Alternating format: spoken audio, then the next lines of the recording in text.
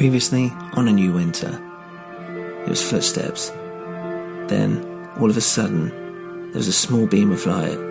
Someone was coming. Someone was coming from Father Reynolds' house. And there was nowhere for me to hide. This is episode 9 of A New Winter.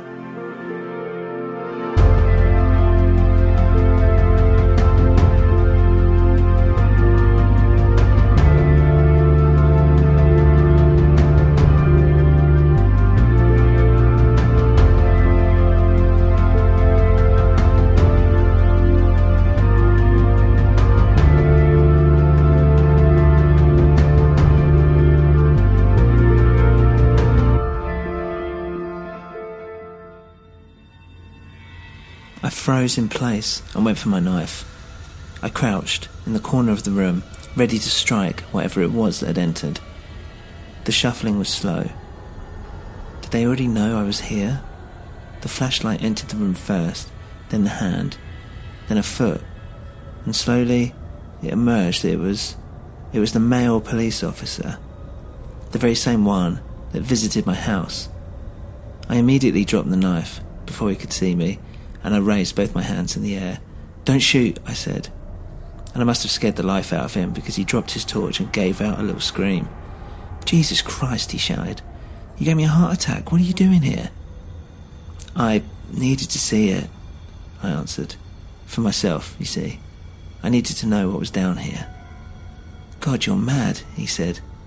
"Anything could have been down here." "Sorry, I didn't mean to scare you.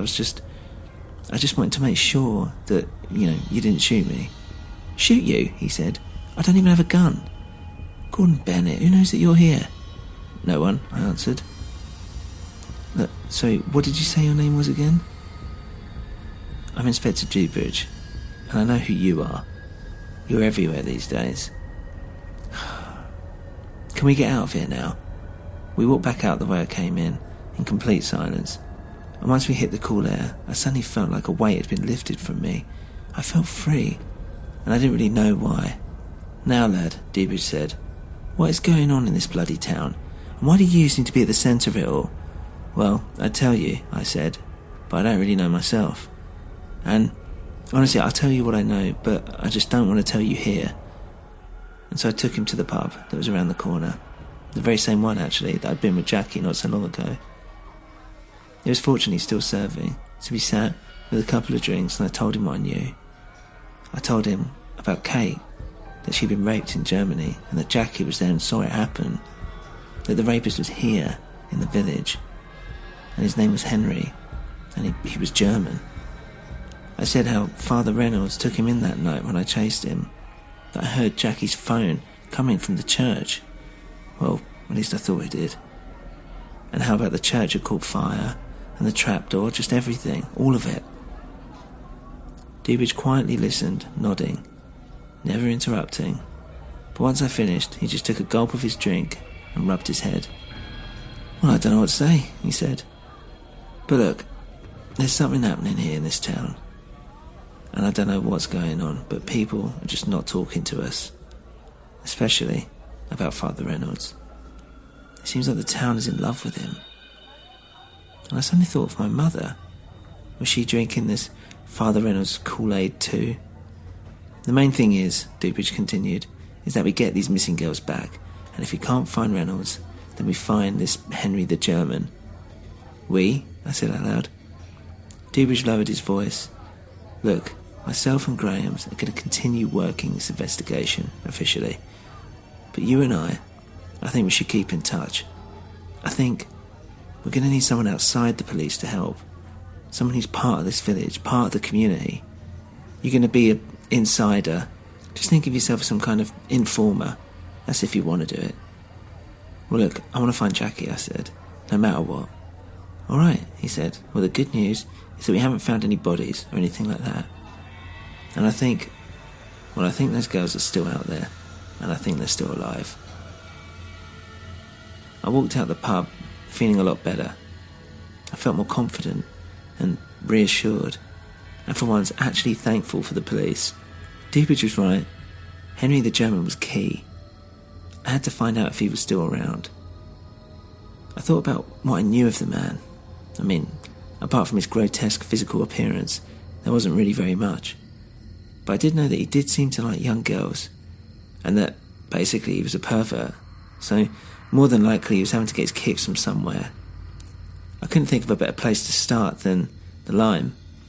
It's a strip club with an upper floor, which is where the real dirt comes in. I looked at my watch. It was late, but this is the kind of time when the real creeps come out of hiding. I got a night bus to the other side of town and walked up to the Lime. Music was still playing, and it seemed to be the only place that was open in the whole street. I looked around, and I didn't see anyone. It was actually incredible how quiet it was. I put all my things in the bush nearby and I made my way into the entrance. The green neon was enchanting, as if I was about to walk into the world of Oz or something. And I always remember that thumping of the music, that it's enticing me to come in and party. Like there was something magical behind that door. I'd been here before, but never this late, and never by myself. I mean, usually I was accompanied by a host of drunk mates, but there was nothing like that now. I was sober, and I was alone. I opened the door, and I saw two huge bouncers, the usual. They patted me down, gave me that knowing nod, and off in I went. Immediately, I always remember the smell hitting me like a punch in the face, like a sweet tobacco, old booze, sweaty walls, but yet it was comforting. And right in front of me, I saw a gorgeous girl dancing around a pole, and I couldn't take my eyes off her. I mean, I had to have my wits about me, but it was getting a little bit distracting, I was going to be honest. And after the day I'd had, I was quite frankly needing some kind of distraction. But I continued looking around. I needed to find a young, impressionable girl who would talk to me. Well, I couldn't really ascertain who that would be, but it didn't take long to find a petite girl who looked the closest to Kate Stockwell. Except this girl looked like a foreign version of her. There was a Persian quality to her. I went up to her, and as soon as she spoke I realised that she was Polish. I had to take her to one side and ask her some questions, so I asked her for a private dance, and off she led me. As she started talking, I know I needed to be quick. Have you seen a German guy here? Overweight, bald, goes by the name of Henry? I don't know, she said, and continued dancing. She was just pushing her ass into my face, and I leaned back. Yeah, I'm looking for him. It's important. Henry, he's a German. Look, I think he knows something about my friend. Friend? She said. She wasn't really listening, and to be honest, this wasn't going anywhere. Okay, look, I want to go to the top floor, I said. She made a noise and gave me a little wink before she led me out of there and past another bouncer. We walked up a flight of stairs and came across a small corridor with bedrooms branching off either side. A middle-aged woman greeted us. I mean, she was still pretty, but she'd had a lot of work done, and quite frankly, it looked a bit sad and strange to me. Hello, sir, and what would you like from Nicola tonight? Nicola was her name? I mean, I didn't realise, but I looked and she was smiling at me. This whole thing was starting to get really, really strange.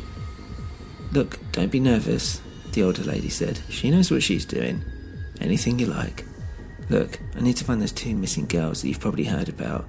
I've got a feeling that someone who's been coming here might have something to do with it, and that maybe it's a fat German guy called Henry. I think that... Enough, the old woman shouted. You bring a fucking policeman up here? Are you fucking stupid? She was shouting at Nicola. She grabbed her arm. Go downstairs now. You, stay here. Jay! Jay! She shouted. The bouncer from downstairs rushed in, and I threw my hands up. Hey, look, I haven't done anything. Easy now, the old woman said. He's some young policeman. Don't go roughing him up, just get him out of here. Look, I'm leaving, I said. And Jay picked me up by my collar like a mother cat does to its kitten, and he threw me outside. Literally, not a word mentioned.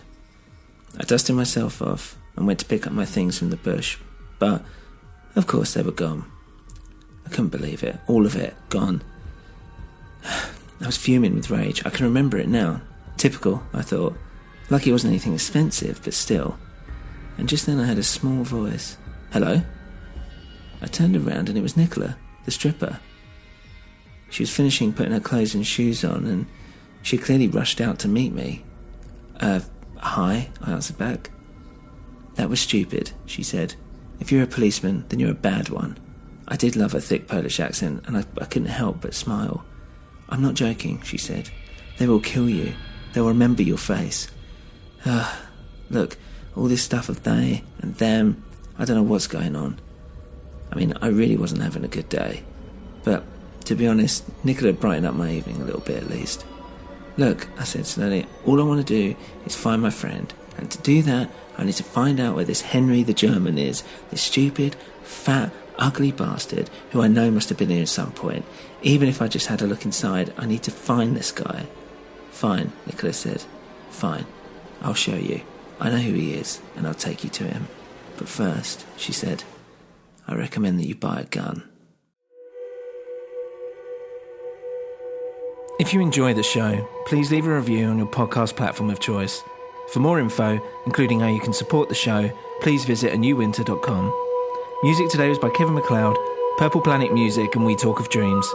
Thank you for listening to A New Winter.